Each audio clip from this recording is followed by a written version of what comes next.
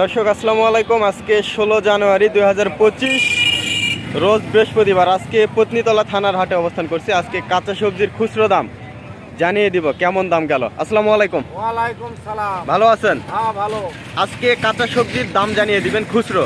আজকে দেখা যাক বাড়লো না কমলো দাম। হ্যাঁ ওই পাশ থেকে শুরু করেন। মরিচ 40 টাকা কেজি। 40 টাকা,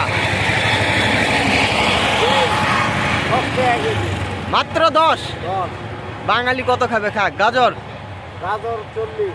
গাজর 40। তারপর আপনার ওই যে শালগম শালগম 40 টাকা কেজি। 40 টাকা কেজি। খিরা খিরা 40 টাকা কেজি। খিরাও 40।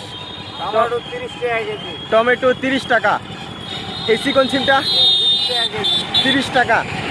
আর ওইটা কি মটরশুঁটি মটরশুঁটি 80 টাকা কেজি। 80 টাকা কেজি।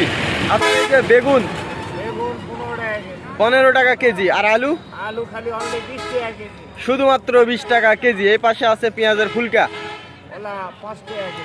মাত্র 5 টাকা কেজি। তাহলে সবজির দাম অনেকটাই কম।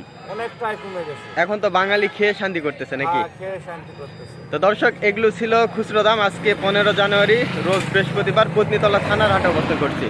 তো ঠিক আছে, ভালো থাকবেন। আসসালামু আলাইকুম। দর্শক, এগুলো খুচরো দাম জানিয়ে দেওয়ার চেষ্টা করলাম।